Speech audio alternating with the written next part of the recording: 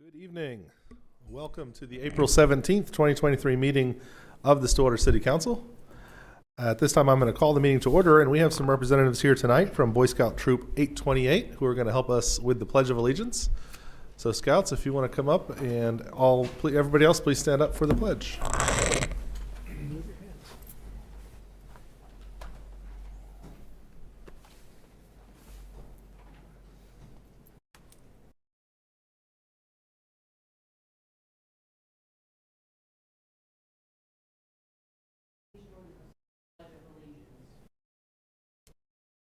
I pledge allegiance to the flag of the United States of America and to the republic for which it stands, one nation, under God, indivisible, with liberty and justice for all.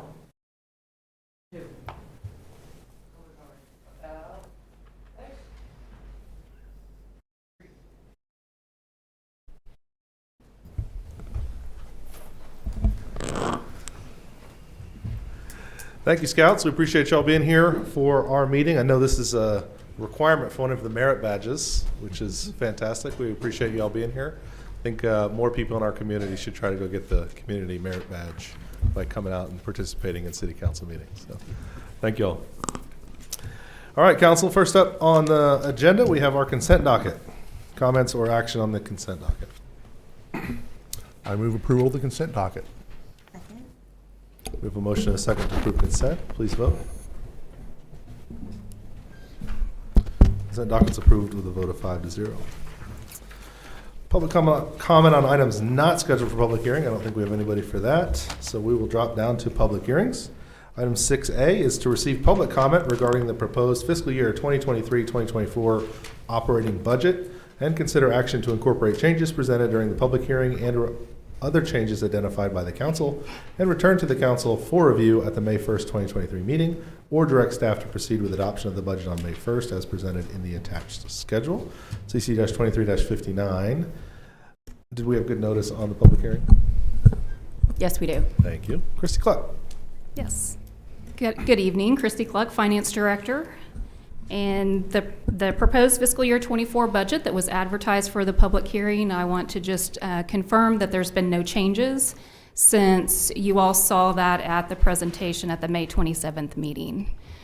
At that meeting, council had asked staff to follow up with an explanation of the $19.6 million in projected citywide net income and just explain why that's not available for appropriation for general purposes. And so before we open the public hearing, I'm hoping that I can do that.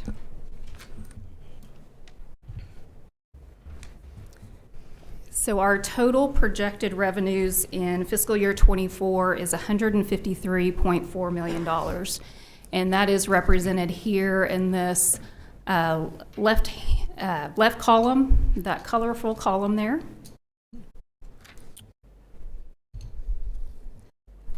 Of that $153.4 million, $27.1 million is unrestricted revenues of the general fund that can be used for general purposes.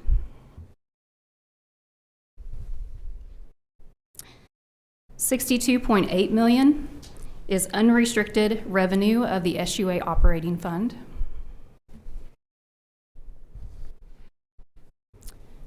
And $63.5 million of our total revenues have some form of restriction or designation placed on them, whether that be by the council, the trustees, or even our voters.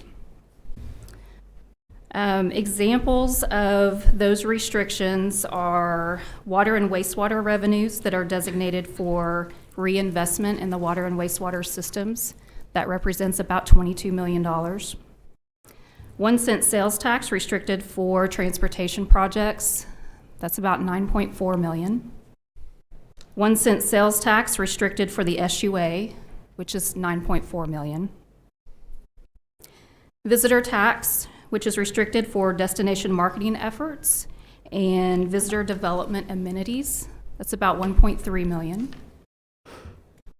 Ad valorem taxes, which are restricted for retirement of general obligation bonds, as well as for carrying out purposes of our tax increment financing districts.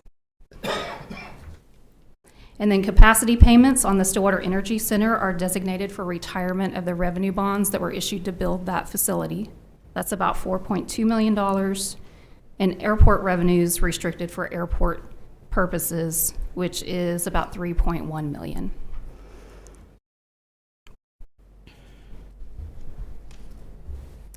So once that $153.4 million in projected revenues is allocated to those different buckets, we must then adjust those bucket balances for the transfers that occur between those buckets or between funds. So these are transfers for things such as health insurance claims and workers' comp claims paid out of the self-insurance fund, economic development initiatives, support of airport operations, and then our big one that we talk about all the time is our transfer from the SUA to the general fund to support general fund operations. The balances at the bottom of the columns on this slide is the adjusted balance after accounting for those transfers between those buckets.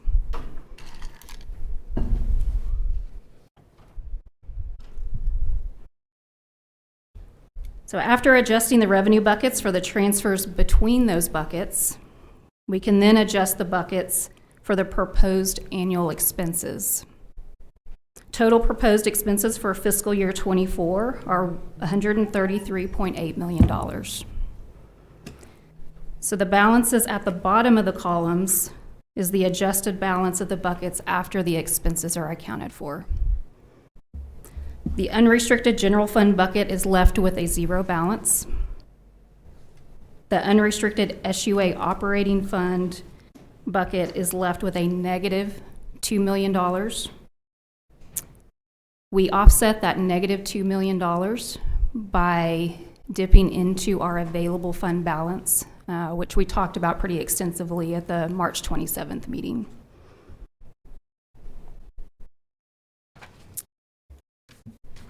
And then the restricted and designated bucket is left with a net income of $21.6 million. And this balance is not available for general purposes. So it can only be used for the purposes previously determined by actions of the council or the trustees or our voters.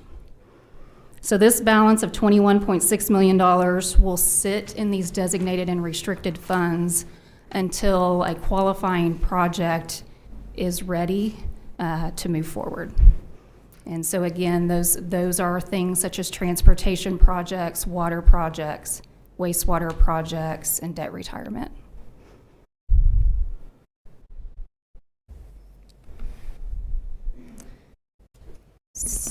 Before you Yes. move on from that, Christy, that slide, this is, for lack of I'm not an accountant, but this is a P&L for the year, right? This is showing a negative $2 million on actual expenses over revenue for the year. Correct. Not necessarily so the 21.6 that's left over in restricted funds at the end of the year is added to what is already in those funds, right? That is That's correct. not the actual cash balance at That's the end correct. of the year. Okay. Yes. And the same with the negative $2 million. There is some fund balance in there Yes. that comes out of. Yes. Okay, thank you. Are there any other questions before I move on? Okay. So as I was looking through this and thinking about this, and we kept asking about the 19.6 million a couple of weeks back, the way I kind of got my head around it was we have those dollars accounted for on the revenue side, but because we don't know, we haven't identified the projects that they will go towards on the expense side, it is simply not accounted for yet, but will be accounted for instance, when a transportation project is on the books, then that money draws from that. So That's even though correct. it's not, so it's already in the revenue side, we're just not seeing it in the expense side yet. That's correct. Okay. Yes. Thank you. And this is just trying to sum it all up in a single slide, so very high level. If we look at our total revenues, they're about $150 million. minus our total expenditures of about $130 million, and that leaves that $20 million in what we're calling net income that is sitting there awaiting those qualifying projects to be appropriated from those restricted and designated funds. There's a bonus slide in here for those that like numbers. It's all the same information. It's just in a table with numbers. And I'd be happy to answer any additional questions before the public hearing. First of all, thank you for making that clear, because I was lost last week, and I think a few of the others were also, so thank you. It was a team effort. Okay. Thank Shout you out to John McClenny. Okay, thanks, the team. It is very helpful because, we talk a lot about how municipal budgets and the way we fund things from the city, because of all the various rules, some of which are ours, some of which are the state's, some of which are, who knows who else makes these rules, honestly. It can be very confusing for folks when they look at a budget and they go, well, you made 150, you're only spending 130, and now you're saying you don't have enough money, for these other things. And so this is very helpful to help explain that to folks in the public who, again, you look at a home budget and you go, well, you got $20 million in excess revenue. Let's go have a party. Right. Right. So I appreciate the additional steps there. Yeah, and I'll also add, I'm on. I'll also add that I was not here for the budget discussion, and I did watch the video, and I was trying to track it and had trouble tracking it too. So this was extraordinarily helpful. So Good. I'm very glad. Good. All right. Anything further for Christy? All right. At this time, then, I will open the public hearing. We do have one person signed up to speak at this public hearing, Mr. Roger Gose. Good evening, Roger. Thank you. Good evening. Roger Gose, 1120 East Connell. I was one of those confused a couple of weeks ago also. And I've had some good discussions with Christy and Melissa. And a lot of the questions I had, I think she's done a good job. In my world, I think of these restricted monies, that you all call them, but I call them allocated. They're allocated to road projects. So then I go, well, why do we have $22 million sitting there not getting spent? And I think that's what needs to happen, is some of this needs to get out of there, get done, so that people see things being done. And we don't have any money to fix road, but we're sitting there with $22 million or whatever the number is. We can't fix our water lines. We got a lot of money sitting there. We got a lot of broken water lines and fire hydrants. I know we don't have the manpower to fix those. I suggest you look at sending it outside to contractors and get it done. There's a whole lot of fire hydrants around town with plastic bags on them that are rotten now. There was 100 fire hydrants that were not operable when somebody from the fire department went through a year ago and tested them. And just those, and some of them were brand new, so I'm glad staff has done a really good job of making sure all those fire hydrants operate now before they accept them. And I don't think that was happening, and that's been a good deal. But it's just all these different balances, yet we tell people we don't have any money. We're not getting any capital monies. We're not getting money for raises, so it's explaining it as allocated or something. It's got a purpose already. So appreciate it, guys. Thank you. Thank you, sir. Appreciate you being here. I don't have anyone else sign up to speak. Was there anyone else here who planned to speak at the public hearing? Seeing no one, I will close the public hearing. And Christy, could you just let us know what the plan is from here on? So if there are no changes being asked of the council, then we will bring back resolutions for budget adoption at the May 1st meeting. All right, sounds good. Thank you, Christy. I do think, that's just to address what Mr. Gose said. We spoke about that at our last discussion on the budget and the idea of finding ways to spend down some of those fund balances. We have spent time over the last several years making sure that we don't save too much for a rainy day, because we've actually got rainy days here right now. And so I think it's well taken. I think there's also, it's a balancing act between making sure we have the reserves we need for that, big rainy day that might come versus actually getting stuff done that needs to get done. So we will continue to work on that balance. So, all right, nothing else on that item. We will move on to item 7, general orders. I was wondering why Christy was still sitting here, but she's up on on general orders item 7A. Consider approval of audit committee recommendations to engage HSPG and Associates of Oklahoma City to perform audit for the city of Stillwater. Yes, so staff is seeking authorization to engage an audit firm to perform the fiscal year 2023 audit of all city funds and related trust authorities, to include an audit of grant funds and a passenger facility charge audit that's required by the Federal Aviation Administration. City staff solicits proposals for audit services every 3 years, with annual review by the city's audit committee as well as the city council. 4 proposals were received and evaluated by staff. The goal of staff and the audit committee is to select a highly qualified accounting firm with considerable expertise in governmental accounting and auditing, so as to ensure that the city is receiving a high-quality audit. Pricing is then considered to ensure fiscal responsibility. The audit committee met on March 21st and reviewed the proposal evaluations, and the proposal summary is included in your packet, as is the draft of the meeting minutes.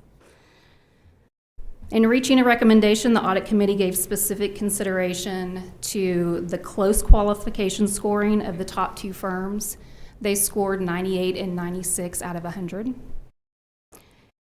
The length of the engagement with the current audit firm, BT & Co. of Topeka, Kansas, which is at 11 years. They also considered support of an Oklahoma firm to perform the audit, and also the cost of the audit. So I have a recommendation, but we'll pause for questions.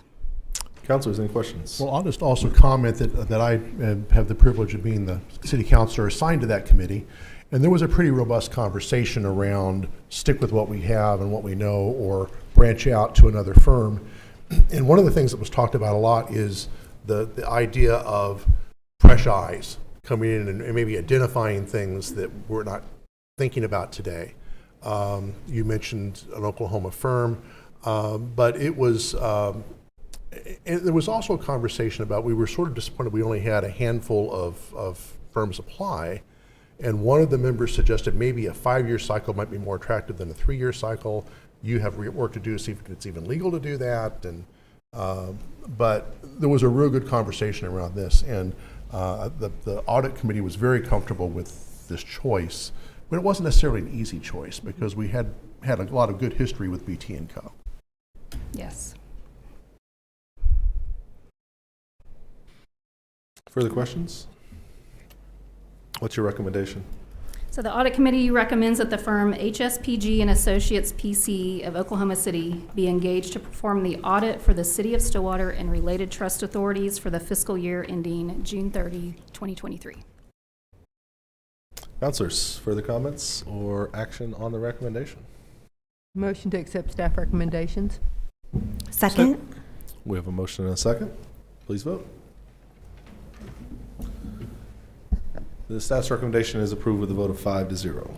And thank you to the audit committee for the work they do. That is a very important job for our community, and those folks are all volunteers that come in and provide their service, and it is a valuable one, and we appreciate it. Item 7B, update and discussion on the timeline for the electric rate cost of service study, water, wastewater, and rural water rates and cost of service study, and rural fire contract rate study. Melissa Reams. Good evening, Mayor and Councilors. Melissa Reams, Deputy City Manager. I'm here this evening to give you a brief update and timeline on some rate studies that will be coming your way, and at some point we will be asking you to make decisions based on the recommendations from those consultants. Currently, we have an electric rate study going with LM Vetter Consulting. This is Lisa Vetter, who we've worked with probably 4 or 5 years now. She was with Avant when we went through that initial study. She is on the current timeline. She expects to be able to present to you late May, early June.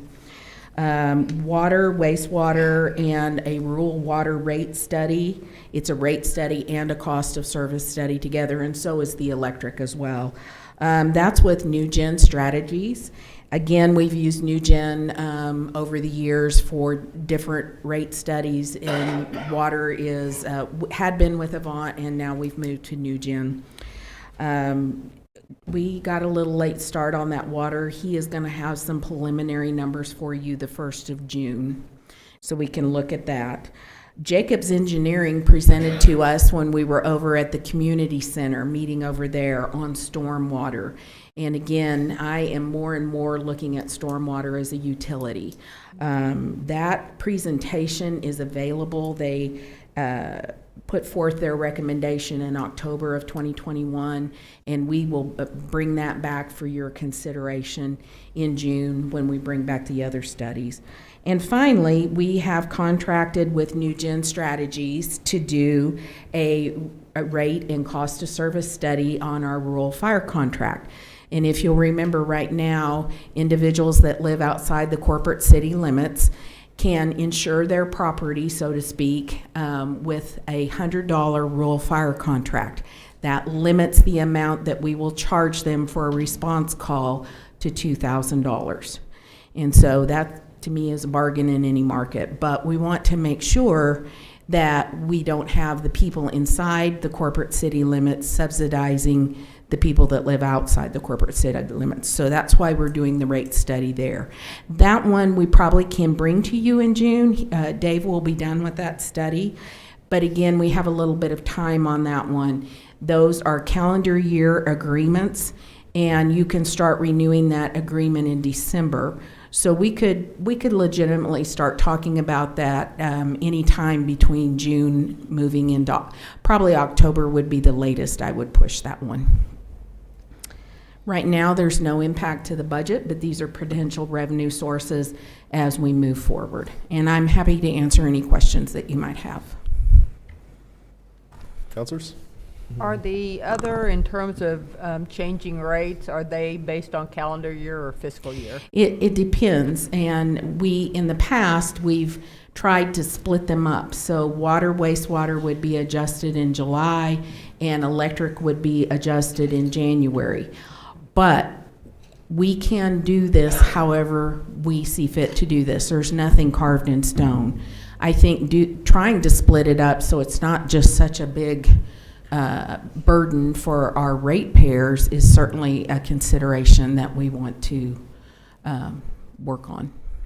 I do appreciate that, even though we have to look at them individually and the cost of service that it takes to provide those utilities. I do appreciate that they're all kind of coalescing at the same time, so we can sort of understand what the wider impact is to the community and ratepayers. Absolutely, yeah. Is this NewGen, is this the same company that worked with us on the recycling task force? Yes, I believe it is. Okay. Yeah. They're out of Austin, or at least Dave is out of Austin, and he's the principal on this engagement.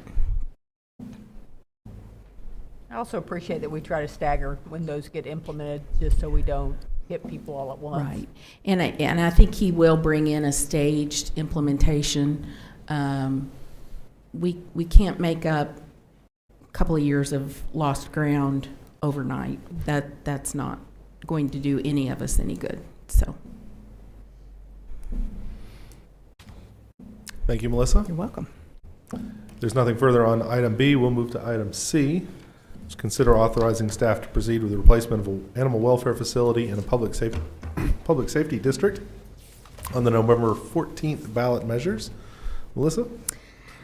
So coming to you this evening with these two additional questions to go on the November ballot. And the first one is our animal welfare building.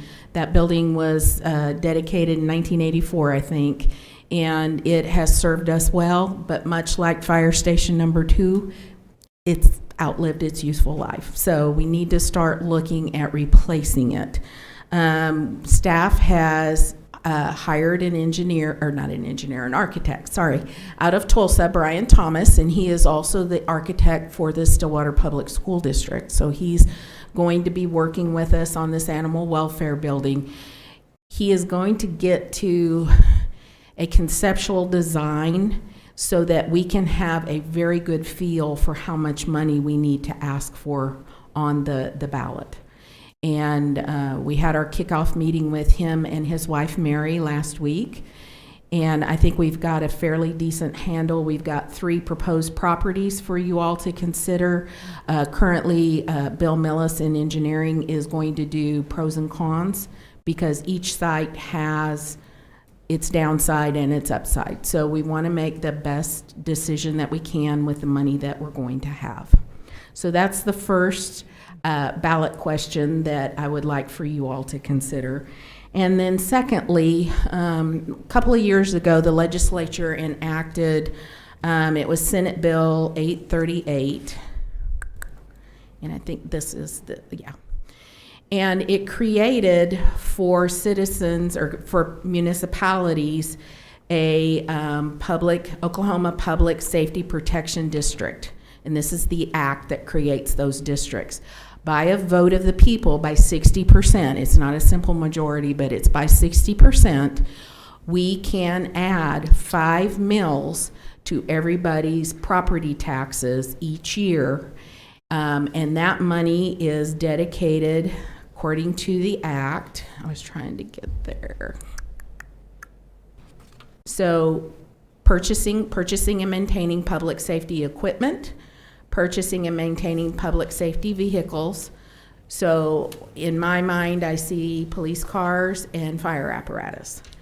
Salaries and benefits, we seem to take care of that on our own, and I think that we are, from our side of the house, we are well positioned, let's put it that way. And then if we still were running the ambulance, we could buy things for that emergency medical services. This act... Melissa, give me an example of emergency medical services. What does that mean exactly? An ambulance. That's what it is. Okay. And a lot of fire departments run their own ambulance service. Right. We divested ourselves of that, and that's why we have WAPCATA. Okay. And then finally, once this is enacted, if we put this on the ballot and the citizens vote to have a public safety protection district, it can only be dissolved by a majority vote of the people again. It has to be dissolved by the methodology that it was used to create it. But not with a supermajority, a majority. It doesn't specify here. It says majority, so that would be 50% plus 1. Okay. You would think. So that's the second question second question we'd like to put on the November 14th ballot. That would bring in, based on our net assessed value for 2022, it's about $2 million and change. And that can go a long ways to funding every year tranches of police vehicles that we need to get back into that very good refresh cycle. It can help us with our fire apparatus and keeping that in that good refresh cycle as well. That's really where staff's mind has gone with this, is that equipment that we're so very challenged with right now. The equipment that we have been buying has been coming out of general fund, correct? Correct, out of your sales tax dollars. Councilors, questions? Mr. McNichol? Just a reminder that if you look at the budget, you will see that public safety takes a huge bite out of the general fund, and probably appropriately so, but it does impact those things that Mr. Ghost was talking about in terms of our ability to provide some of the rest of the services. Talking about roughly $19 million, close to 20, and very little general fund revenue left after those services are paid for. So one of the reasons that we are advocating for this measure. Yeah, and I think I was an advocate for the passage of that bill. I think we need to pass more of those types of bills in this state. The state of Oklahoma is the only state in the union that does not allow the use of ad valorem taxes for general municipal purposes. It is a very poor funding mechanism that makes cities rely on sales tax. And so it is a good step forward to have the opportunity on this focused on public safety to allow the diversification of our revenue sources. Every business, people talk about running government like a business, which doesn't make a lot of sense in some places, but certainly when it comes to diversified revenue, the different types of revenue that we're able to tap into, so we're not totally reliant on the whims of sales tax, the better. So I think this, is a difficult conversation, I think, for our community, just because taxes are always a difficult conversation. But I do think allowing us to offset some of the burden on sales tax with ad valorem taxes is a much better long-term strategy for our community as a whole. So I did some quick calculations for you. These are rough, so please don't hold me to these, but the median price of a home here in Stillwater per the Board of Realtors is $219,500. If you go through the math, you take that times the assessment ratio, and that gets you down to the assessed value, subtract out a homestead exemption, and that gets you to your net taxable value or your adjusted value. And then you divide that. Remember, a mill is $1 per tax for every $1,000 increment. So 1 mill in this instance would be equal to $24, right? I get myself so turned around on this stuff, but that's, 1 mil times the 24, you would get $24. So if we look at what our millage in 2022 was, it's $101.23 per $1,000 increment. So we had 24 increments times the 101.23. The property tax for 2022 on that average price home should have been $2,432. Then if we add the 5 mills for public safety, so 5 mills, $5 per each one of these $1,000 increments. So 5 times 24 is 120. And then the animal welfare bond, according to some projections that our financial advisors did for us, would be about $1.33 or 1.33 mils times the 24. That gets us to the $32. And this is annual. So your annual out of pocket is $152, $12.67 per month. That's one lunch out at Red Rock. Maybe. Miso? No. Maybe. What is the estimated amount we would need to bond for the Animal Welfare Center? Currently, we have in our minds about $5 million. That's really why I wanted the architect on board so early, is I wanted him to be able to do some really good estimates for us so that we can get the animal welfare building that's appropriate to our needs as our community grows. And I'm just going to give you this little plug for the animal welfare building. I don't imagine I need to convince you all, but it's really become more of a people issue than it is an animal issue. We're trying to get people to voluntarily comply with the codes that are on the books as they deal with their animals, be they the backyard chickens or the errant goats that come running down Main Street, and our animal welfare people have to get out there and corral them. We've had to go after a cow up on Perkins Road. So it's not just dogs and cats, predominantly dogs and cats. But even then, it's how do we as a community want to govern ourselves when it comes to the animals that we all love. And we have such a great staff in place right now. They're young and they're enthusiastic and they're thinking outside the box. They have made our shelter continue to be really, for all intents and purposes, a no-kill shelter. And that's quite an amazing feat these days. So this is going to be a place we're hoping that people will want to come. My daughter, when she was in college, would go sit in the cat room at the Humane Society because she needed some little furry friends to love on her. And I think there's a lot of college students. That's why we have Pete's Posse up on campus. So it's a people issue. I think think I saw on their Facebook that they had an iguana. They may have. They've had more variety of animals than I would ever have imagined. And they're looking for an iguana temporary home, a hospice. Oh, and stuff. really? Yep. He needs a foster home. Yes. Not at my house, but So Melissa, what is the, so our Move forward. recommendation, we would like for you to vote to give us the ability to proceed with the replacement animal welfare facility in the public safety district and add that to the November 14th, 2023 ballot. And we will bring back a resolution in July for your consideration to get that ballot started and get that placed on the voter, for the voters. I had one quick question before we.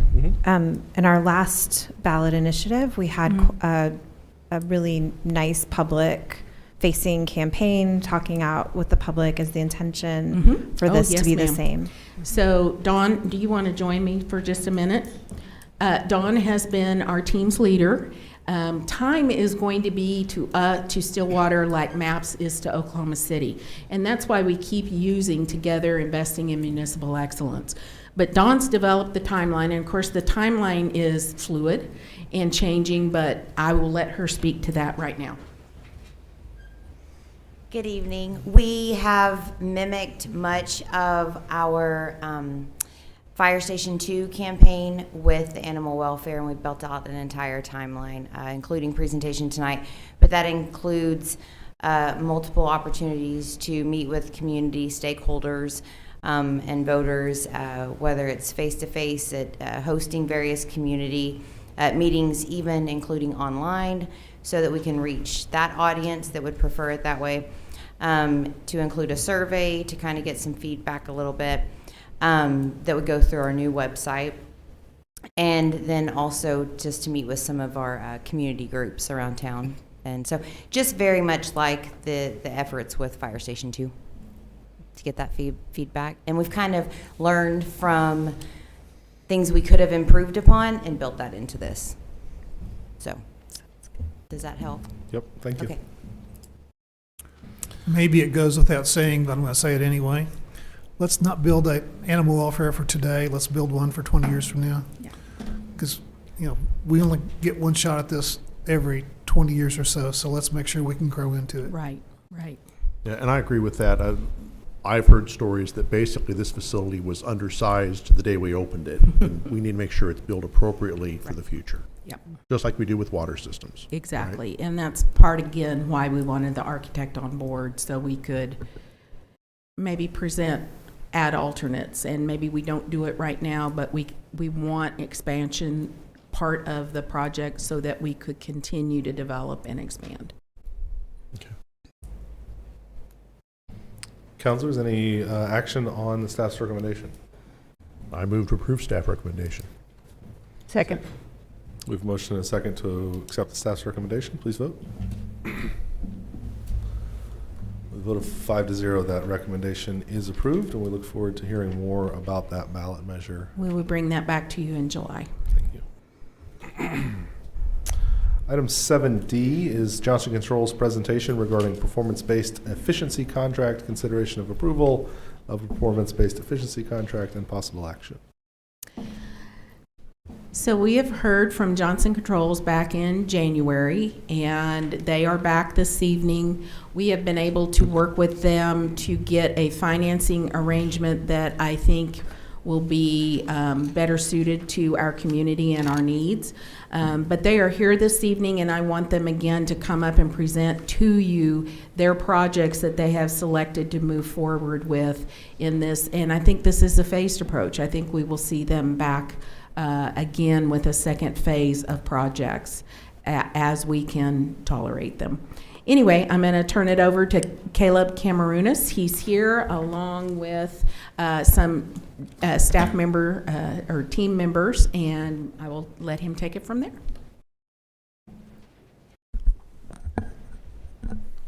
Good evening, Mayor Joyce, City Council, Mr. McNichol, Miss Melissa. Thank you for having me tonight. Now, my name's Caleb Cameronis, and I'm with Johnson Controls Sustainable Infrastructure Team that, I'm the primary point of contact that's worked on this project with your staff. And so we're here to talk about very similar to when we were here last time, but Mr. Walski, you asked us to give the origin story or the history of the project, and I want to spend a little bit more time talking about how we got to where we are today, and then how we can help and why this project matters.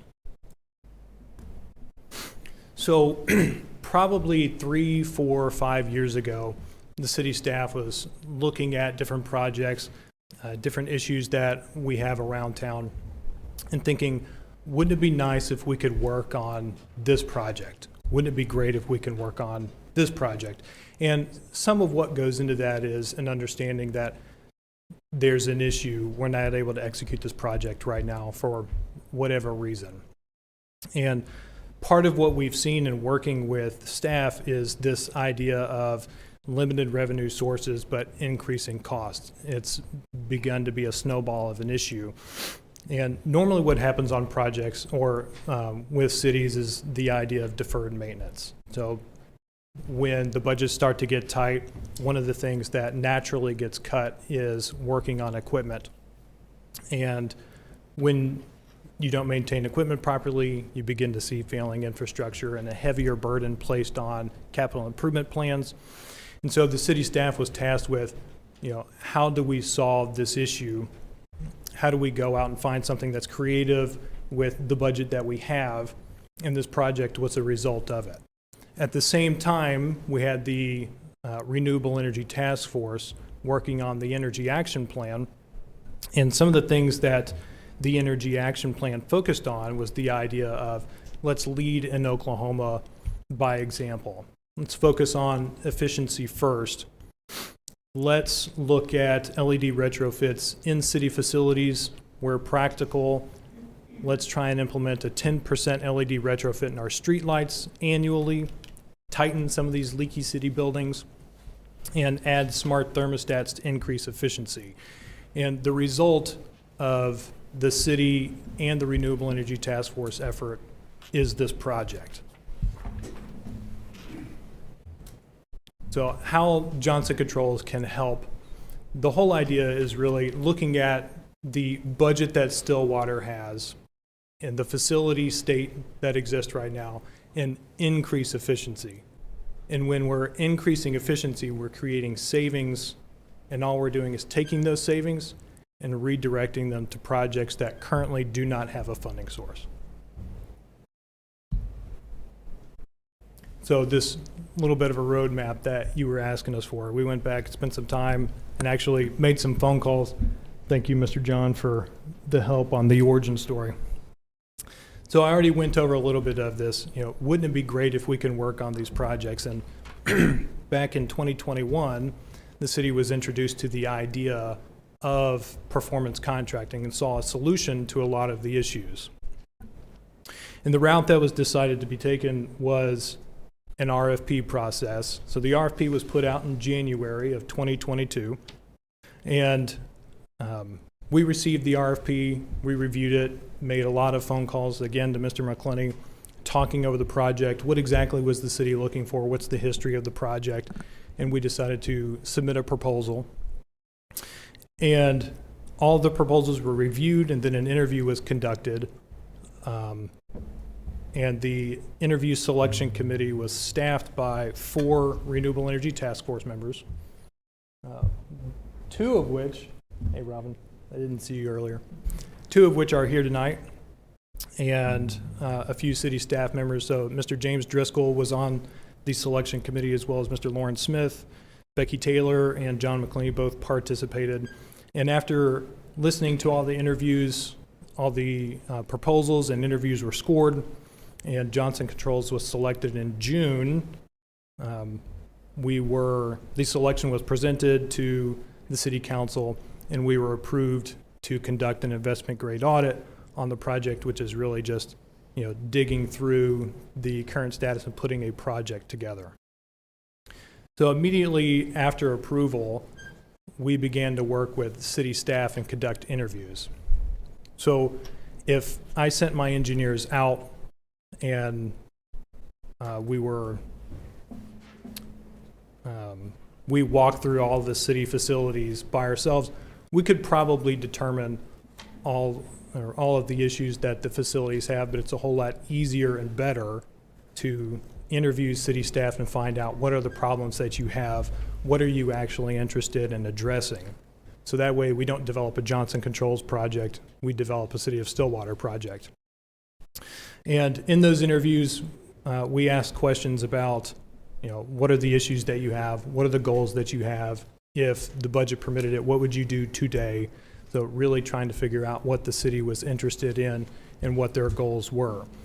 So all of that culminated in the August timeframe with an ideation session where we got city staff, the Renewable Energy Task Force together and put all of the information from the city staff interviews out on the table so that other people could identify, I didn't bring this up in my interview, but I also have that problem. Let's address that at my facility as well. So really we get a great picture of the needs and the direction desired from the city and began to put a project together that really was customized by the city, not Johnson Controls.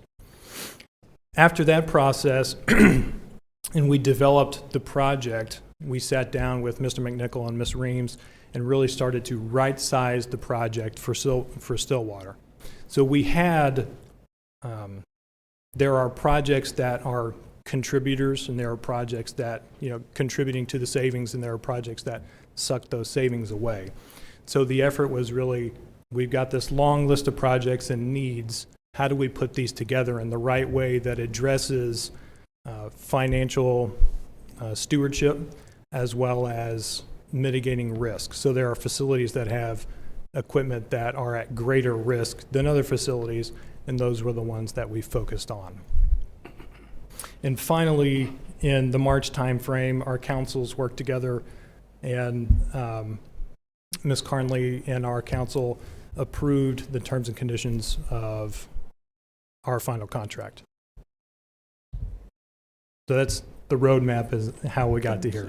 So the projects that we worked on, there's really 3 different categories of projects: facilities-based, street lighting-based, and then water.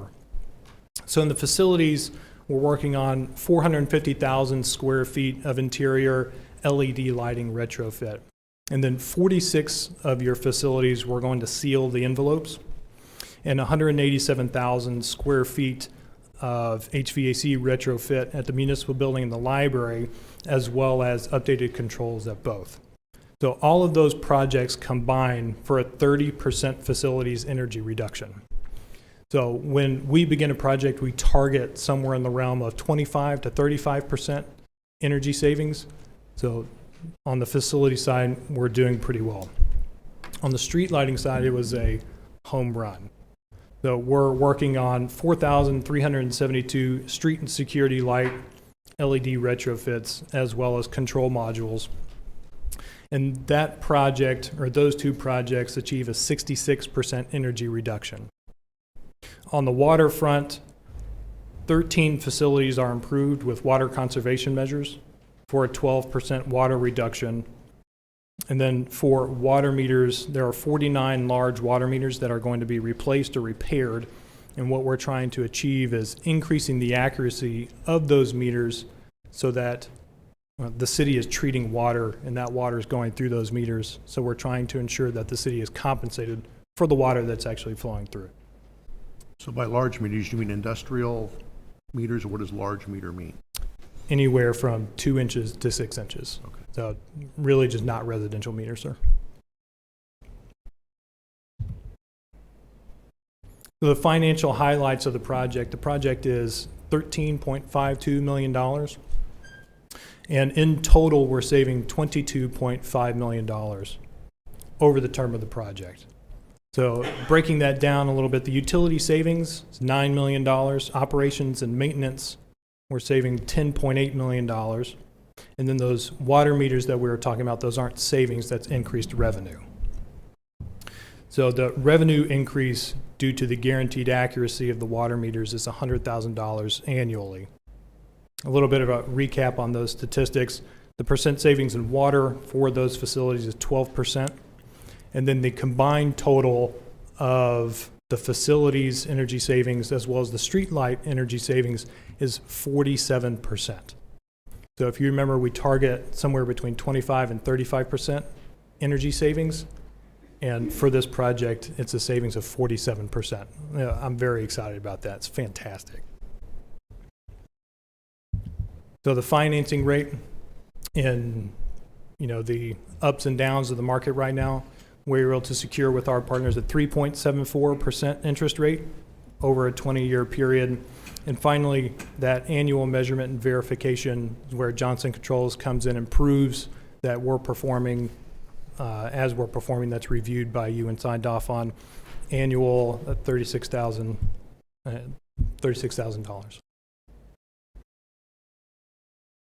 Any questions on that? So, at the end of 20 years, do we own these devices? Do you own them? What happens in the 20 years? What's the next step out there look like? The equipment is yours, sir. Okay. And the things that you're replacing, when we talk about retrofitting LED lights and such, do they have a 20-year life, or would they need to be replaced more than once throughout that time frame? So the lifespan of the equipment is over the 20-year period. There are aspects of the equipment, or there are pieces of the equipment that will not last 20 years, but there are pieces of the equipment that, due to the normal maintenance procedures, you would replace anyway. And is that part of what's included in the cost of the project or not? We do not maintain the equipment. That's part of the agreement, is that the city, we work with the city to maintain the equipment. So during that annual measurement and verification, we will look at the equipment to see if it's being maintained correctly and provide that feedback. But if I guess my question is, if something needs to be done to the equipment or something has to be replaced, that's not part of what's included in the cost of the project. That's an additional cost. That is correct.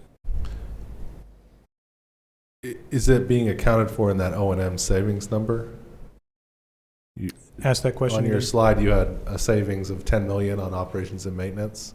I assume that includes the fact that, the maintenance on an LED light versus the maintenance on our current light bulbs is lower. That's where that O&M savings That's correct. comes from. So if we're replacing this equipment, yes, there's still maintenance cost to it, but overall, there's a $10.8 million savings That's exactly on the right. maintenance that we would be doing on the equipment we have now. Yes, sir. So we worked with.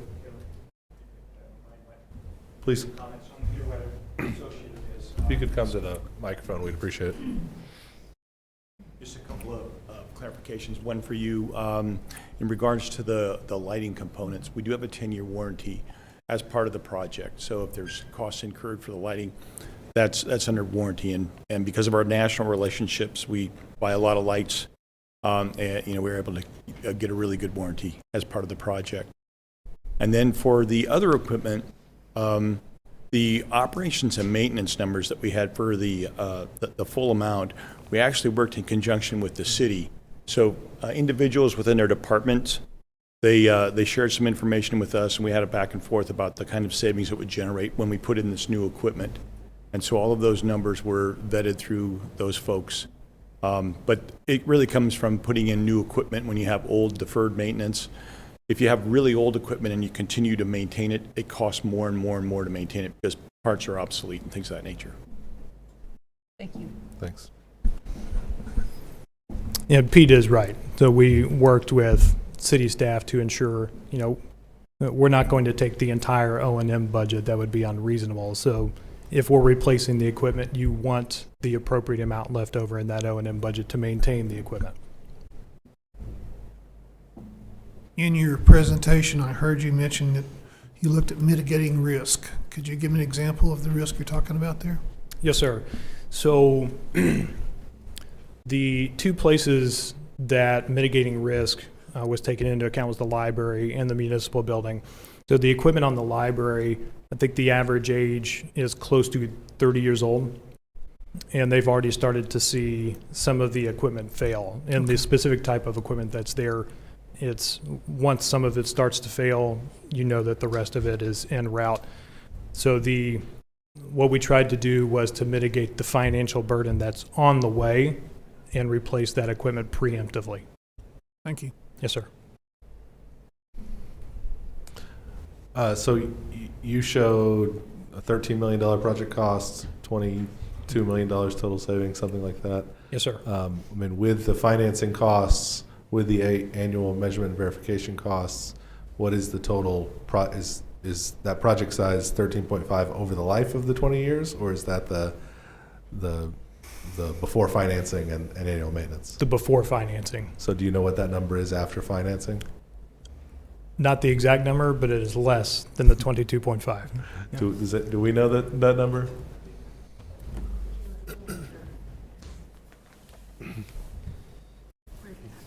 Cash flow. So if you put in all of the cost with financing, measurement and verification, and you subtract the savings, and the other thing is that we actually guarantee the savings, so that on an annual basis, if we don't achieve the savings, we pay the delta of what's actually achieved. And so it's actually going to yield $865,000 worth of positive cash flow. So if you're actually going to be making a little bit of money every year, approximately $40,000. So to answer your question specifically, the total annual cost is $21,631,018. That's the life of the project cost. That's correct, over the term. 20-year cost. 20-year cost. The 20-year cost. So your carrying charges on the debt, I don't think we broke out the interest, did we? No, ma'am, we didn't. We can get you that. Well, Before, the last time they presented in January, we had an offer from a bank, Webster Bank, and the interest rate then was 4.11. The carrying charges based on that projection were about $7 million over the 20-year lifespan. This new rate that we've gotten, 3.74, which we're ecstatic about, that's 36 basis points lower than where we were. So go down from 7 million. It's probably 6 million, maybe, in that realm. But we can get you those answers. We can get that broken out for you. so what is the actual financing mechanism here? I mean, what are we signing? The way this is going to work is in the Johnson Controls contract, there is a draw schedule. Just like if you were to build your own home, you would make a draw. That's what this is going to look like. Johnson Controls, I think, doesn't really care where we get the money. They want us to meet those draw demands when they come through. And from their side of the house, us having the ability to borrow the full amount gives them that peace of mind that, yes, when they present us with a draw payment, that it's going to be able to be made. When they went back out into the market as a courtesy to us, they requested proposals from Webster Bank, from Simmons Bank, and from Bank of America. Now remember, we have relationships with Simmons Bank and we have relationship with Bank of America. Bank of America came back with the best, strongest offer. I have not seen the offer in its totality. We've been kind of focused on the interest rate, but there was supposed to be a 60 to 90-day rate lock in there, and also the ability for us to pay down on this $13.52 million note if we had the available capital and it made sense to do so.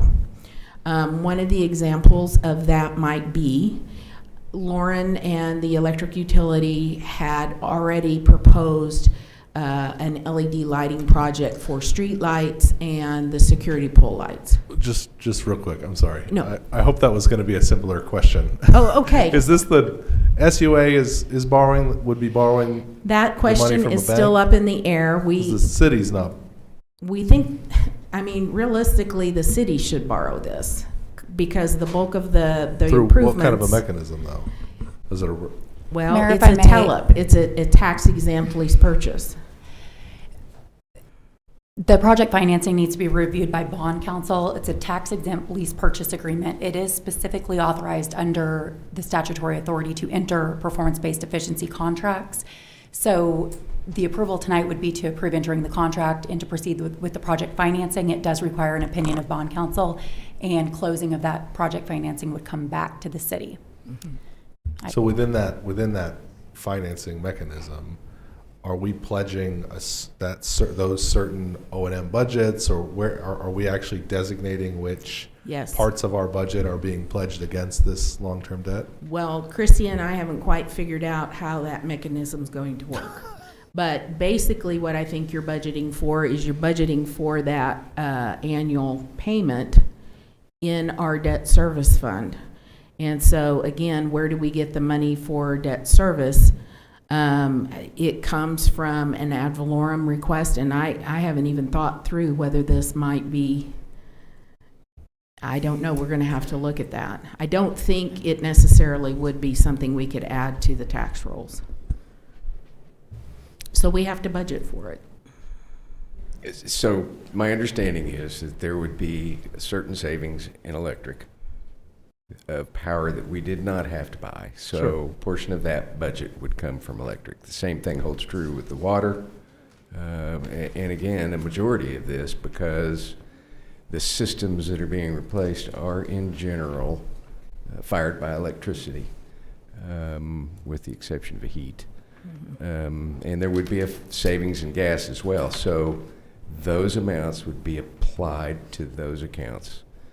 So the savings, some of it would come from the SUA, some of it would come from the general fund, from funds that are normally budgeted for things like natural gas.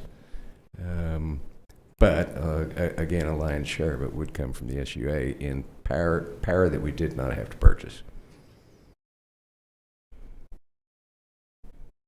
Okay. I guess my concern is just knowing, if we're going out and getting this loan from the bank to pay for the project costs. The bank has some security interest in something, I would assume. It's in the revenue is it- stream. Yeah, but we don't, the city doesn't do revenue bonds, and we can't this isn't a GO bond. So this is a totally different animal that we're allowed to do under this specific law. I get that. I'm just wondering, what does it require us? Do we have to set aside certain accounts? Is that how this normally works? You guys do this? Yeah, this is a pretty common funding mechanism. So it's a tax-exempt lease purchase. It's really a series of annually appropriated debts, but they're annually appropriated. They also have a non-appropriations clause built into them. But what you're going to do is you're going to set it up so that we've got the savings from the program, the utility savings, the operational savings, and the water revenue. We actually guarantee meter accuracy times the rate, but it creates a dollar amount. And that's there to offset the annual money that you're spending on the tax-exempt lease purchase. And what allows you to do this as a funding mechanism is that we provide the guarantee of savings, which means you're going to have the funds available in order to retire the debt service. And that's this whole program was really created about 30, 40 years ago just for that, for cities, school districts that needed a funding mechanism for multiple years. And this is probably, we do about $1 billion worth of governmental business a year. This is our kind of our go-to a way of funding these kind of programs for public institutions. So if we choose not to appropriate whatever it is we owe you for the year, because we don't have the money, or we owe the bank for the year. So the negative downside of not appropriating it would impact your credit rating just because you've defaulted on an obligation. The way we get our money, though, back to the draw schedules, and the way this actually works, it's somewhat helpful for the city. So we're doing a $13 million construction project, and we're actually being paid along the way as a contractor, just like you normally would with a project. But what we've done is we've arranged the financing to not start until the job's complete. That way we've got the savings in place and they're ready to go ahead and have that amount to offset that dollar amount. So we've actually deferred the payments that you'll be making to the lending institution until the project's complete. Until which part of the project? All of it? Mm-hmm. So we Yeah. don't make payments on it until, I mean, I thought the streetlights were like a 10-year cycle. You're making draw schedule payments, but you're doing it from an arbitrage account that's created by the lending institution. And that account will draw down as it gets done. So we basically built in the interim interest on that arbitrage account. Okay. I'm trying to be as plain speak as No, possible. I appreciate it. So That's I'm- actually So then that's helpful. actually like when you build a home and you've got, right, you don't actually start your mortgage payments until, gotcha. But I think much as Christie made us better understand what she was talking about at the budget meeting, we need to see something that helps us understand the money flows, where it comes from, where it goes, so we understand what we're doing.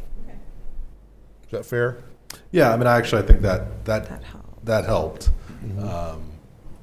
to understand it that way, that it's an annual appropriation that we're making. Yeah. And because you all are guaranteeing that we will have that money in the bank, so to speak. It's minimized your risk. So, yeah, so if we don't actually have the funds because you didn't save us as much as you were going to save us, then you're the one making that payment. We make you whole for that, Yeah. that delta. Exactly. That You've makes got it. much more sense. If for some reason it's not the equipment, so the bank would have the right to. We need you at the microphone so the viewers can hear you. Good evening, my name's Maureen Blaze. The only thing I was going to comment is the bank would actually have the right to take your rooftop package unit off your building. So that's really what they are tying the note to, right? The equipment that is being sold. Sure, yeah. So, they feel that that's important, they feel that's vital equipment, therefore you're not going to walk away from the loan. From a security. Understood, yeah. But we're not going to, unless we don't actually have any money. And if we don't have the money, then you're paying for it. Correct. Okay, that makes sense to me. So Melissa, one more question. Does this add to on our balance sheet? Does this show up as more debt on our balance sheet? I believe that it would, yes. So- And I have that question out to our financial advisors at Bank of Oklahoma. And we need to be watching our debt levels. That was a part of the conversation that we had on March the 27th, was these alternative methods of financing. And we have not only this large project, but if you'll recall, how can we forget? We have a $65 million raw water storage project on the horizon. And Mr. McNichol and I were talking about this morning. I don't see, certainly we're going to get bits and pieces along the way, but I don't think that we're going to have 65 million just drop in our lap. And so then we have to start looking at some of these other methodologies, a little bit from rate increases, maybe a little bit from a GO bond issue. We have to start staging that and want to be very cognizant of how we spend our available debt limit. Melissa, do we have a comment from financial advisors on the effect of this specific kind of debt as opposed to a general obligation bond? Or No, a bond? I just sent that to them at the end of the day, so I will get that answer back from them and send it out to you, but I would think this would be part of that consideration of debt. Now, if it's housed on the general fund side, the general fund doesn't really carry a lot of debt Yeah. as opposed to the SUA side. I mean, the general fund can't carry any debt. Well, but how is this Mayor, how is this different than our copier lease contracts? Well, I would, okay, understood. Yeah, we Okay. can talk about that later. Yeah. Yep. All right. We interrupted in the middle of a presentation.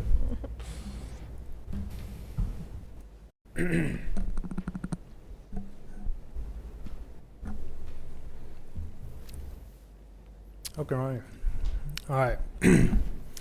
So we went over the city goals and challenges and the idea of the set revenue amount and increase in cost, as well as the parallel path that the Renewable Energy Task Force was taking and laying out goals and challenges to the city. And like I said, both of these efforts culminated in this project.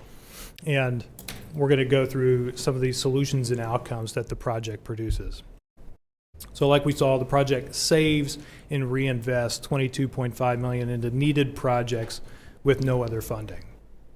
It preserves your capital for other needs without a method of paying back for those projects, and creates a more stable operating and capital budget because you're removing some of those projects that are looming. Avoids future increased costs by accomplishing the work now, and drives innovation with enhanced community engagement like we had with the Renewable Energy Task Force on this project. So just to recap on some of the statistics that we went over. So the 12% reduction in facilities water consumption, 30% reduction in facilities energy consumption, the 66% reduction in street light energy consumption, and the facilities and the street light projects both combined for the 47% reduction in total electric and gas consumption. Does the streetlight project include park lighting and our field lighting? Like our sports field lighting? Do you know? That was part of the project It that is. had to be de-scoped. So we had Babcock Park in there, for example, and we removed that in the process of right-sizing the project. Okay. So it wouldn't include that sports field, but what about like Strickland or, does Strickland have lights? Strickland has lights. No, It doesn't include those. correct, it does Understood. Thank you.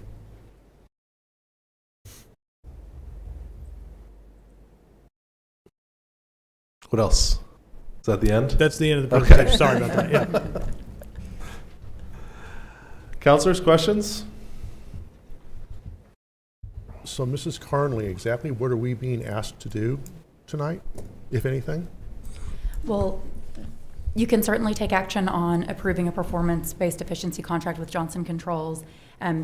You're also being asked to approve their proposed project financing, which is a tax-exempt lease purchase agreement pursuant to the proposals received. I've not seen those proposals, but I think, have we reviewed them? Yeah. None of which was in our packet. Okay. That's correct. So you can take action on those items. They've been noticed on the agenda. You can also ask any questions you have, direct staff to bring more information back to you at a later date. I will just advisory in working through the performance contract with their legal counsel. He did advise that if we're unable to enter the performance contract by April, that Johnson Controls will need to rescope the agreement and reprice the agreement because a lot of the assumptions that they have been time sensitive. And correct me if I've misstated that, but that was my understanding. That is correct, and those are actually built into the numbers that you've already seen. Do we have an April 24th meeting? I don't believe we had any business items for that meeting, for that.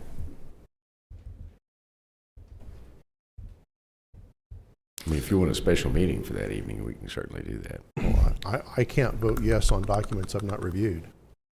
Yeah, that's my question here. I mean, are we supposed to be approving the contract for signature? We don't have a contract. I haven't seen No, one.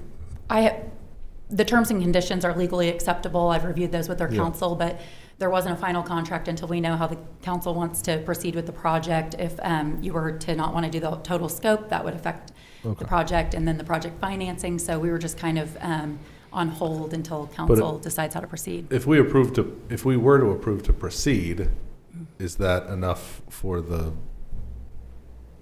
current terms, or does it have to be signed by the end of I April? believe that depends on the project financing because it's tied to the performance contract and the total scope of work. Hopefully this will be helpful. So we've actually submitted a document. Kimberly's reviewed the T's and C's, but there's also scope, engineering calculations, and things of that nature. So they're in your possession right now. We have a term sheet from the financial institution.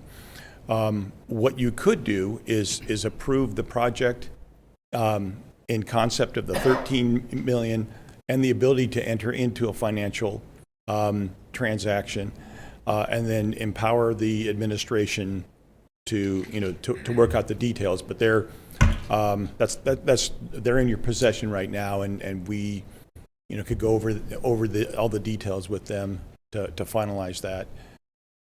So that's an option that would work. Well, I'll just say, I mean, I think that, I assume we've never, I mean, this has been this lease, whatever you called it, lease purchase finance thing, has been an option for communities like ours for several years. We've never done one of these at all in the city of Stillwater. I mean, lots of other places have. I think that's part of the issue here is that no one seems to have any experience with this, certain specific financing avenue. Well, the school district has certainly done lease purchase agreements, and I was part of that, but I would still like to see the agreement Sure, before I understood. approve it. No, Yeah, understood. If it does help, it is it's a procurement vehicle and financing vehicle that has been used since the 80s. Ardmore, Oklahoma, I did one in Ardmore, Oklahoma, I don't know, 30 years ago. So if that's helpful. OSU is still in a performance-based agreement, I believe, with Johnson Controls. We've talked to the city of Lawton. They did not use Johnson Controls. They went with another vendor, but it was a similar methodology based on that particular state statute. So my comment here would just be that while I'm sure that all makes sense, I think we do need to figure out some of the details on our end and make sure we're all on the same page with financing. From a project perspective, I think it's a fantastic project. I think we should do this. I think we need to make these kinds of upgrades to our facilities. We need to make the upgrades to our lighting. It makes complete sense to me to say we're going to use the savings we make off of doing those projects to pay for these projects. It's, all of that makes sense. And so from my standpoint, from a council perspective, I think we need to go ahead with figuring this out, but I do feel like from a staff perspective, we need to have a better handle on what we're signing, what exactly that looks like. So I don't know what, from an action standpoint, that looks like, other than my perspective would be to say, let's get this thing done, make sure it meets bond council's requirements, but let's figure out how to get it done. May I ask a question, Mayor? Please. The proposals that were submitted for the banking, what is the timeline for closing on that project financing?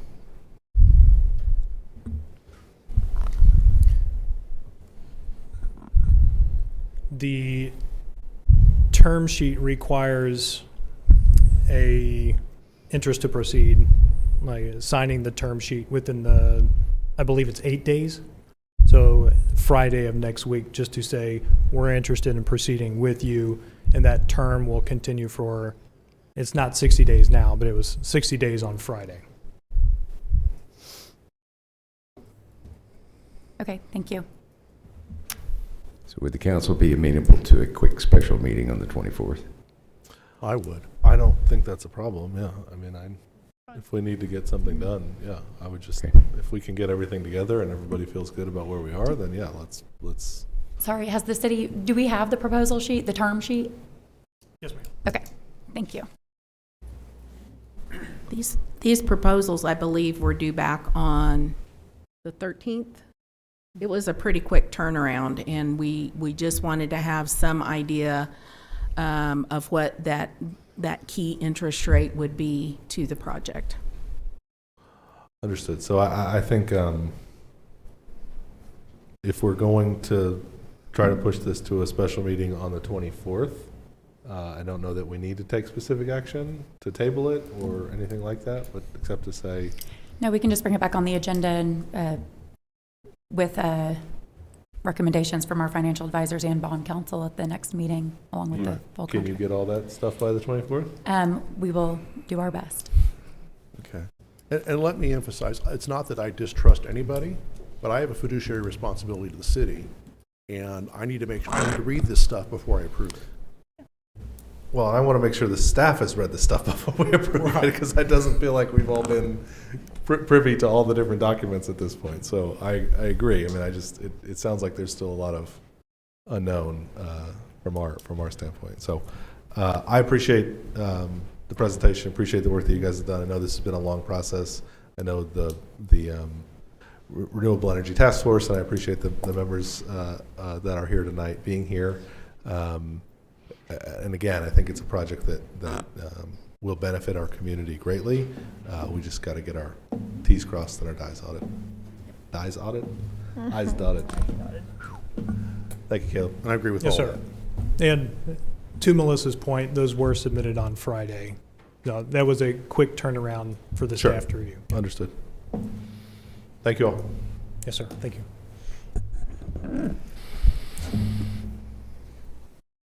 All right. That takes us to item 8 on the agenda, ordinances. Item 8A is ordinance 3522, an ordinance closing a portion of the 15-foot general access easement, the south half of Section 34, Township 20 North, Range 2 East of the Indian Meridian, Payne County, Oklahoma, near property addressed as 4099 North Land Run Drive. Councilors. I'll move to approve ordinance 3522. Second. I'm going to take that as a motion to advance it to second read. No, think it was at it's a second read So ordinance. that's on second second read? Oh. Yeah, I move to adopt. adopt. Ordinance is on second read is 3522. We have a motion to adopt the ordinance and a second. Please vote. With a vote of 5-0, ordinance 3522 is adopted. Reports from the officers and boards. Ms. Carnley. Request for an executive session pursuant to 25 OS Section 307B4 involving confidential communication between the City Council and City Attorney concerning a pending investigation, claim, or action involving Gelino CCC LLC. It is the opinion of the City Attorney that disclosure of this matter will seriously impair the ability of the City Council to process the claim or conduct a pending investigation, litigation, or proceeding in the public interest. A request for an executive session pursuant to 25 OS Section 307B1 of the Oklahoma Open Meeting Act for the purpose of confidential communications to discuss the consideration of specific current employees for the appointment of an interim city manager following the retirement of City Manager Norman McNichol, including determining compensation for the interim city manager. Thank you. Mr. McNichol. Thank you. This Saturday, we're excited about this, April 22nd, along with a lot of other events, will be a volunteer cleanup day for our historic Washington School. Registration will begin at 9 a.m. at Southern Woods Park, across the street from the school at 12th and Knobloch. We'll begin clearing trash and debris from the building at about 10 a.m. We would encourage people to wear clothing, gloves, and shoes appropriate for heavy cleaning. There's quite a bit of debris in there, but we will have roll-offs there and all the equipment we need. For more information, contact Michelle Charles at 405-742-8219 or email at michelle.charles@stillwater.org. Thank you, sir. Vice Mayor. Save the date for the Stillwater Animal Welfare's low-cost vaccine clinic for the public. The event will be Sunday, April 30th from 9 a.m. to 3 p.m. at 707 East 8th Avenue. For more information, go to stillwater.org, and don't forget to follow Animal Welfare on Facebook for the latest updates. Thank you so much. Councilor Hawkins. The Stillwater Arts Festival is back. The Prairie Arts Center, located at 1001 Duck Street, 1001 Duck Street, will host this year's festival on April 21st from 12 to 8 p.m. and April 22nd from 9 a.m. to 6 p.m. This two-day event will include art exhibition, art making activities, food trucks, live music, and more. For more information, go online to artscenter.okstate.edu. Can hardly wait. I love the Arts Festival. That's wonderful. Councilor Clark. Tomorrow, Tuesday, April 18, is National Lineman Appreciation Day. This day honors the dedication and innovation of the men and women who work around the clock to keep the power going. Many thanks to our Stillwater Electric Utility staff for their faithful service to our community. Absolutely. Thank you. Councilor Harden. Tickets for the community center's Daddy-Daughter Prom are available online for purchase at stillwater.org/dancingwithdaddy. There are multiple dates and times for this event. First is Friday, May 5th from 7 to 8:30, and Saturday, May 6th. There are two times, one from 5 to 6:30 and a second one from 7 to 8:30. The prom will be held at Stillwater Community Center located at 315 West 8th. If you have questions or need additional information, call 405-533-8433. Excellent. Those tickets will go fast. Sign up. At least in the past, they've sold those out. So make sure you get yours. I will let you all know that the Friends of the Stillwater Public Library have their annual used book sale, April 20th through 23rd. The sale's open to members only, members of the Public Library Friends, on Thursday from 5 to 8, and to the general public on Friday from 12 to 8, and Saturday from 10 to 5. So it's actually in conjunction with the Arts Festival. Yeah.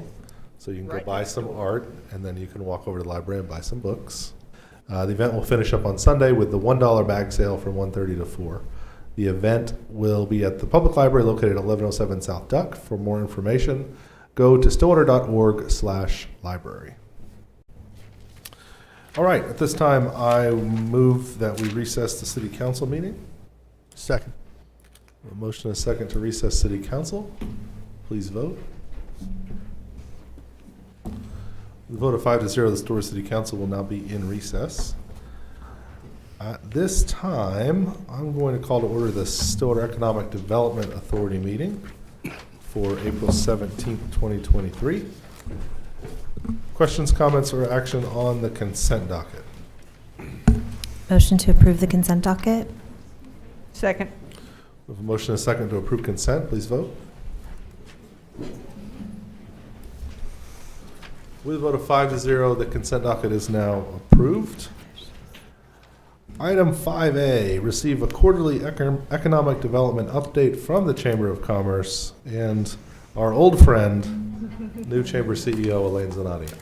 Elaine, I would love to hear about what it's like to sit on that side of the City Council meeting with former Vice Mayor Darlington there. You guys just chatting it up about what we're doing wrong and how you guys would be doing it differently if we were up here and all that No, sort of thing. amazingly enough, I think to myself, my goodness, I did that, and you guys handle it with grace and very well. Well, we're happy to have you back. Thank you very much. I have looked forward to this, trustees and mayor, to give the first CETA report in my new position. It's 3 months today that I started in this position, and so find it very fitting that I get to do the first quarter report. I would be remiss if I didn't say Reagan Mitchell is the Economic Development Coordinator, and she is out in Kansas City this week at a conference for economic development. So she put the report together last week and got it to Patty in time, so hopefully you guys had a chance to look at it in your packet. Hopefully it met some of the needs that we had talked about earlier when I served on CETA as far as information. I know it was a lot, but I think we wanted to give you an example of the partnership we have with the Greater Oklahoma City Chamber, as well as the Department of Commerce. Reagan has done an amazing job in the almost 8 months that she's been in this position of getting out there and actually establishing those relationships. We would like to think that people call us all the time, the Chamber, to think about locating to Stillwater, but actually they call the state capitol most of the time because that just seems most familiar. And then our partnership with the Greater Oklahoma City Chamber and the surrounding communities, then they get the information out to us. And so that's how we do that. So I don't want to read everything to you, but I did want to give some highlights. One of the things, if the public isn't aware of, the Chamber and the City of Stillwater have a contract together to do economic development. And that amount is $300,000, and $150,000 of it is done for half a year, and then this last half of the year, payment was made. And so the monies and the things we're talking about is for this last half of the fiscal year for the city. One of the things that I'm very proud of is when I came on board with the Chamber and met with Reagan, and we talked about how to strengthen relationships with the city and doing economic development. One of the things that came out of it was that we definitely need to have a regular standing meeting with the city staff.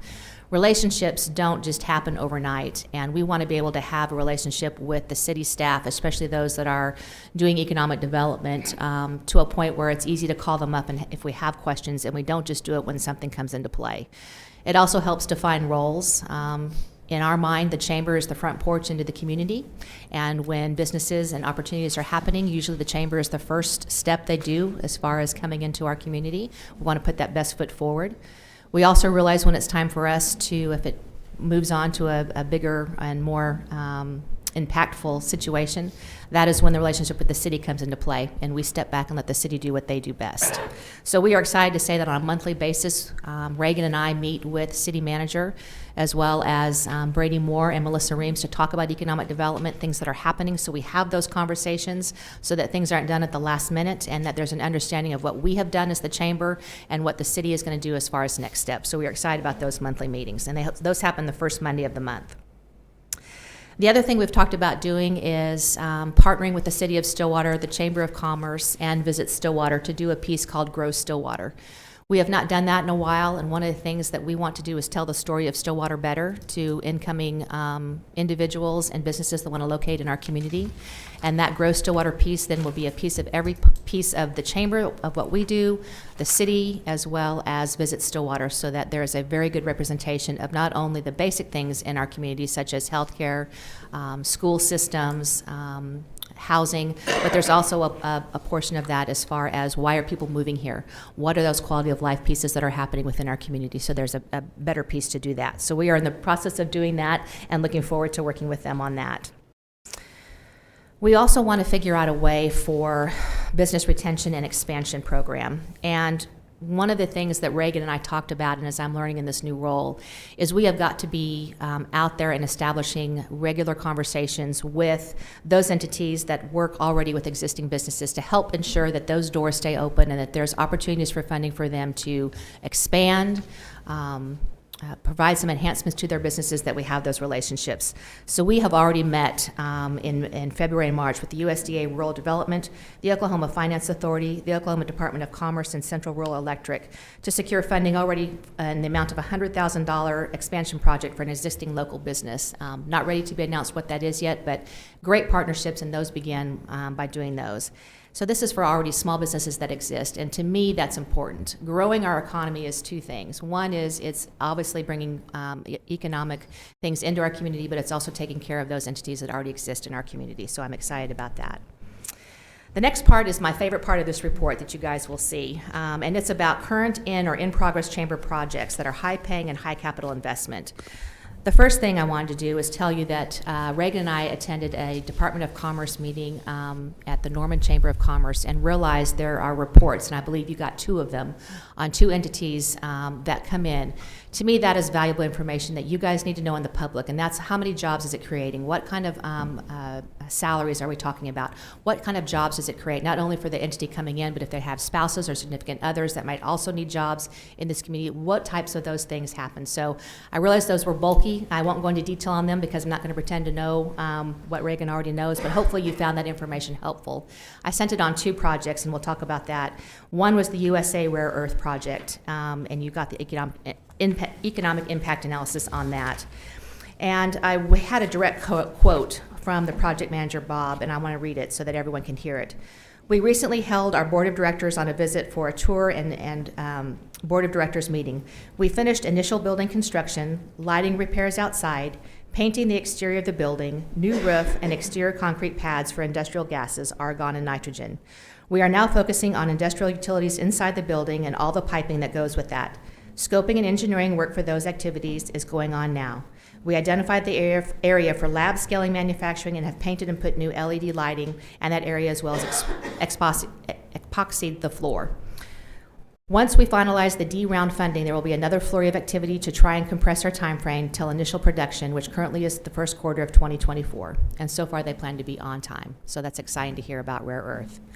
We also have had some phone calls, nothing that has come into fruition yet, but we've had some interest because of rare earth locating here in Stillwater. We do have some subsidiary companies that are interested in looking at locating in Stillwater, so we're excited to see what happens with that. So that's rare earth.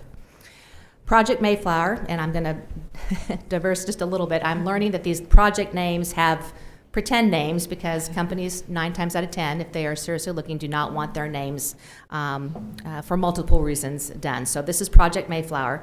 We are excited about this. Reagan wanted me to make sure that this is the second contact with this company directly. They actually called Reagan directly at the second time. They are interested in the Armstrong building, very serious in the Armstrong building.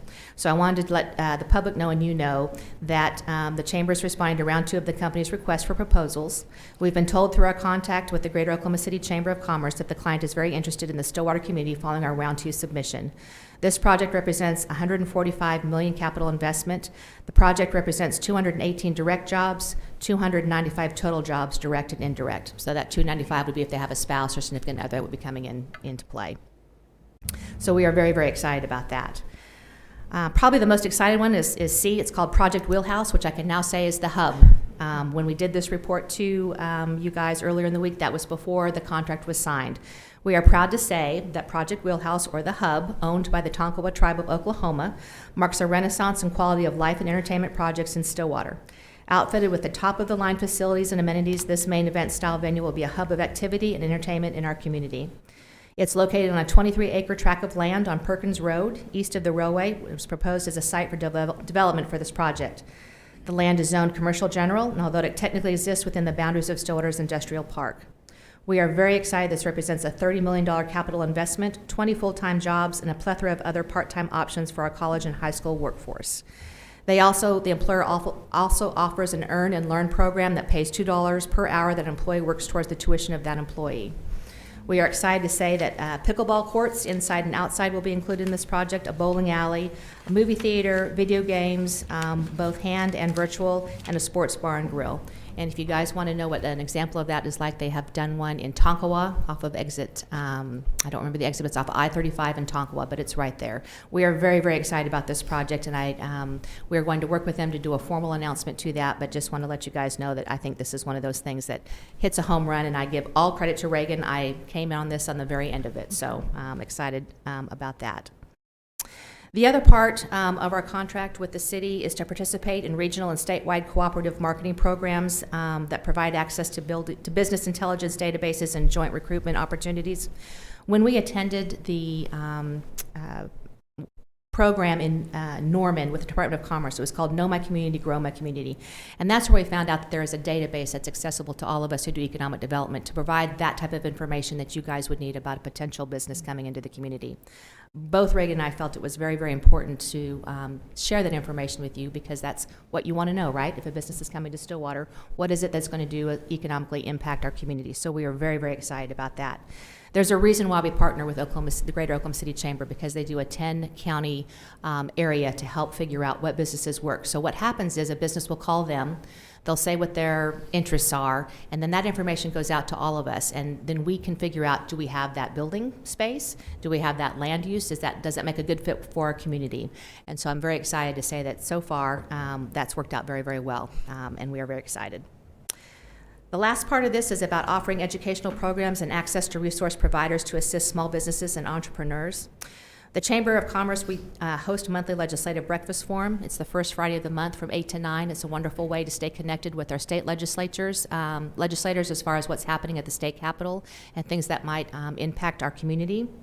The Chamber is also working to revamp the programs available for business retention. One of the things that like I said, growing is also about keeping our businesses that are currently here open.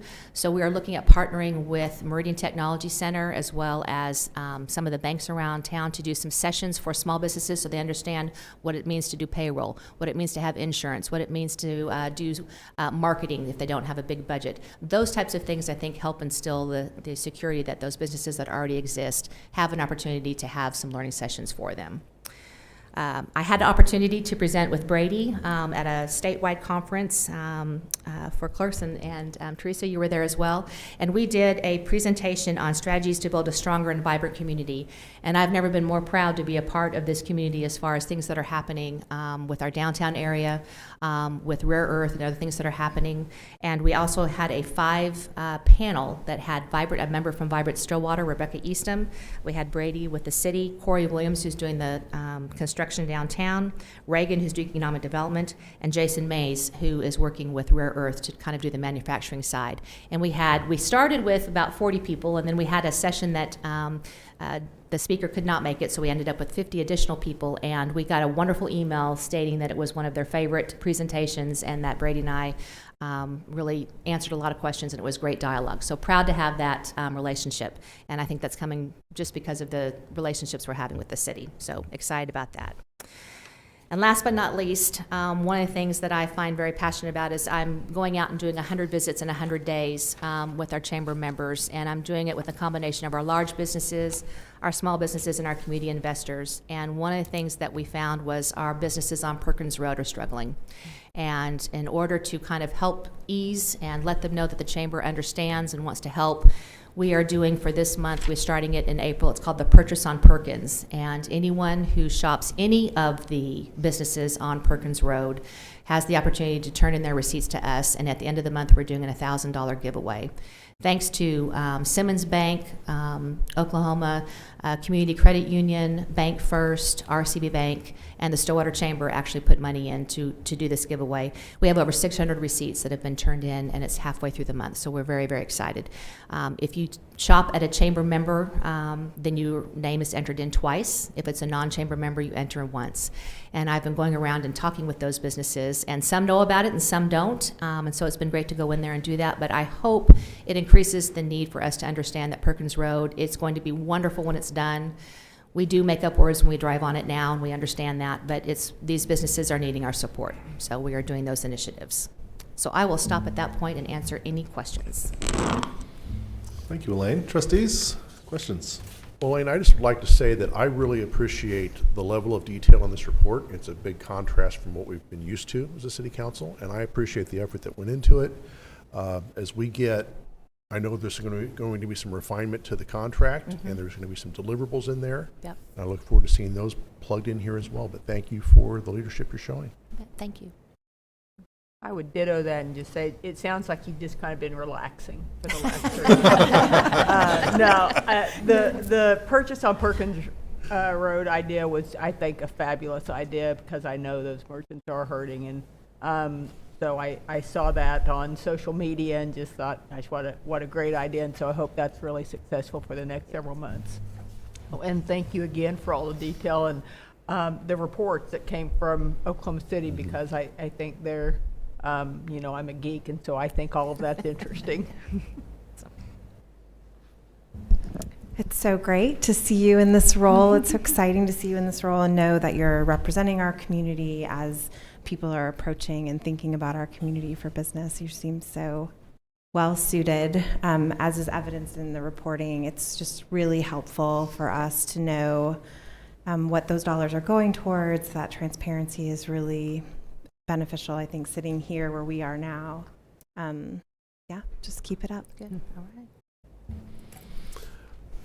Do you have on Mayflower, I assume, I know Reagan's the lead, but do you have specific issues or things that you know that they're interested in that we need to be ready to deal with? Have they been able to meet with city staff around I don't think they have at this yet? point gotten to that point, and they understood that Reagan was going to be out of town this week at a conference, and so I think probably when she gets back, that'll be the next step. Okay, good.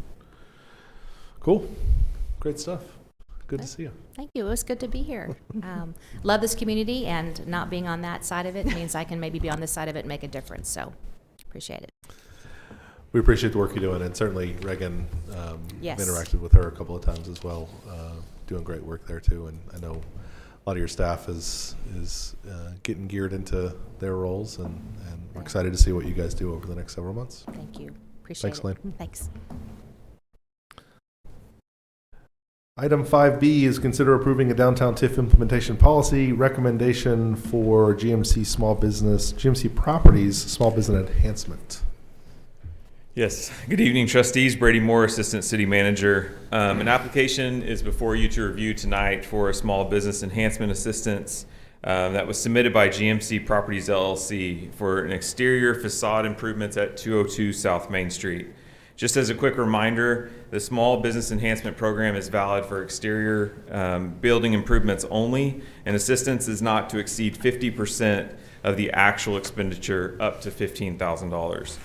This project at 202 South Main Street is an exterior remodel that includes a new awning on the north and east walls and new glass windows on the north side. Renderings of the work, the details, and the cost estimates of the project have been included in your agenda packet. The total project cost is $35,400, so the total amount of assistance requested is that maximum $15,000. On March 27th, the TIF 3 committee reviewed the application from GMC Properties and found that it met the criteria outlined in the implementation guide for assistance. The committee voted 3-0 with 1 abstention to recommend this proposal to you this evening for your consideration. Funding is available in Fund 856, which is our downtown TIF 3 fund for this development agreement. I have a motion, but I'll pause now to answer any questions. And as well, the owners, GMC Properties LLC, Mr. Fritchie and Mr. Cooper are here this evening if you have any specific questions on the project. Thank you, Brady. Trustees? I am curious about why the glass wall on the north is being replaced, but not the glass wall on the east is being replaced. Not that it really matters, I'm just curious. Just speak in the mic and say your name and address. I'm Chuck Cooper with GMC Properties. And the north wall, the top and bottom plates are rotted. That's why I haven't replaced those windows. The east side's fine. Okay. So, All right, thank you. any other questions? Is there a specific, is there a business that's going to be in there? Or No, is there it's just getting it building ready empty for- right now. Yeah. So, Well, I'm always excited about renovation to those facilities. That's what this is for. Absolutely. Is to help make sure we can keep those buildings looking nice and ready to go for the next tenant. So appreciate you being here. right. Yep. And they did mention at the TIF meeting that same question was asked, and they said they've had 2 or 3 prospective tenants, but they wanted to see the improvements first before they come in. Sure. So it meets the scope of our program for sure. What's your recommendation for us, Brady? Yep. So the motion is motion to adopt downtown TIF Implementation Policy Committee's recommendation for the GMC Properties LLC Small Business Enhancement Funding Request and authorize staff and special counsel to enter into a small business enhancement agreement with GMC Properties LLC for the exterior improvements at 202 South Main Street. Trustees? Motion to accept staff's recommendation. Second. We have a motion and a second to approve the request. Please vote. It's approved with a vote of 5-0. Looking forward to seeing those improvements. Any reports from the officers of the board? Is there a motion to adjourn? So moved. We have a motion and a second to adjourn. CETA, please vote. With a vote of 5-0, we are now adjourned. At this time, I will call to order the Stillwater Utilities Authority meeting for April 17th, 2023. Action on the consent docket, trustees. Motion to approve the consent docket. Second. We have a motion and a second to approve consent. Please vote. Vote of 5-0, the consent docket's approved. Under general orders, we have consider award of a bid for breakers to GE Grid Solutions. Mr. McClenny. Good evening, John McClenny, Procurement Manager. Lauren is out of town, so he couldn't be here tonight, and my ability to answer questions will be somewhat limited, but I have 2 engineers here to back me up if necessary.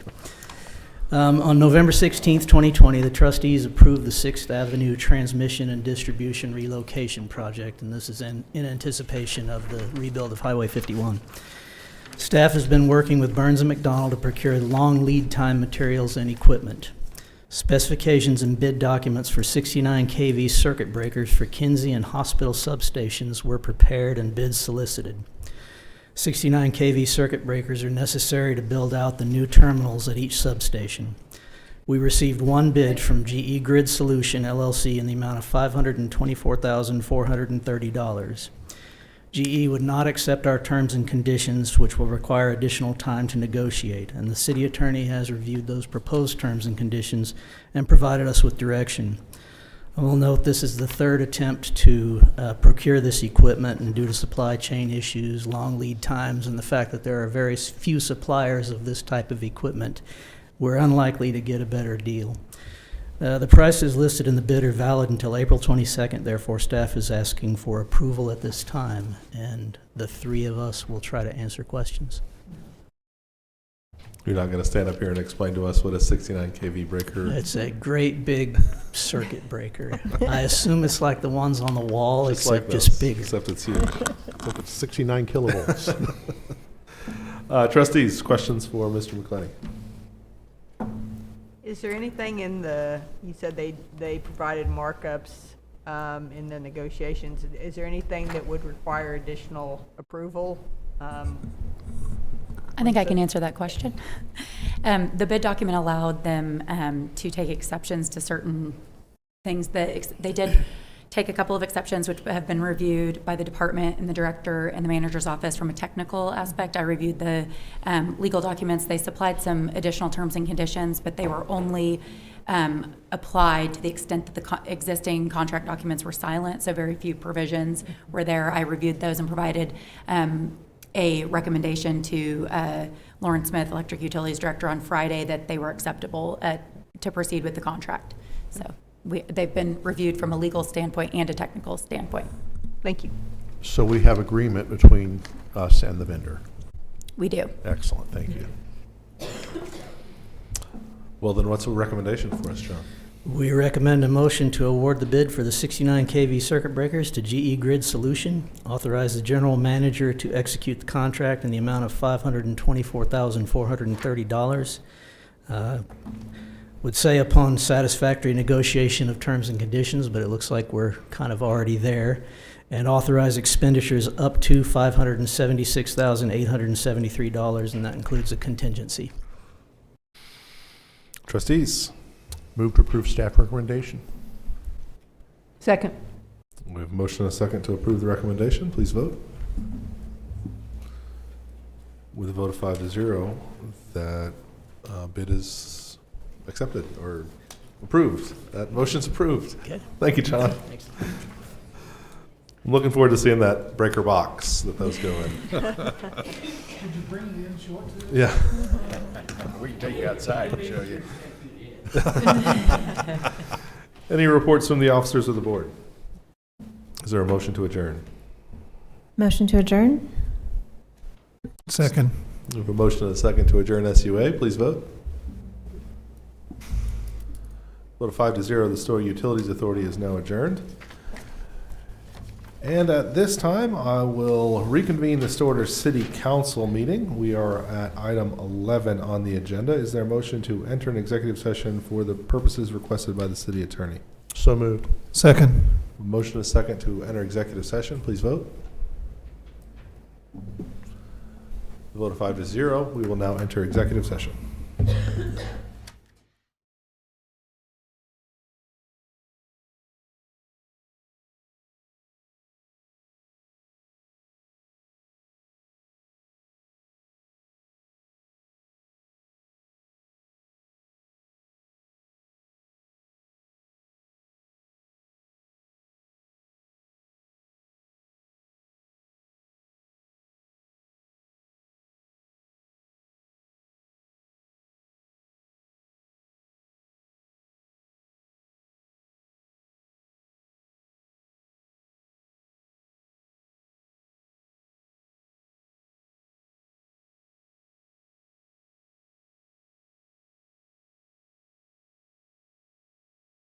All right, is there a motion to reconvene city council?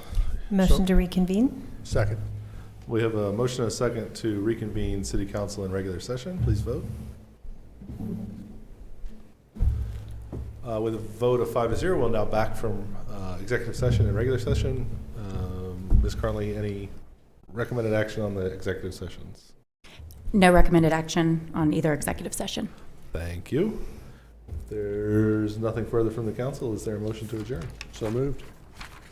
Second. With a motion and a second to adjourn the city council, please vote. With a vote of 5-0, the Stillwater City Council is now adjourned, and that concludes our meetings for the evening. Thank you.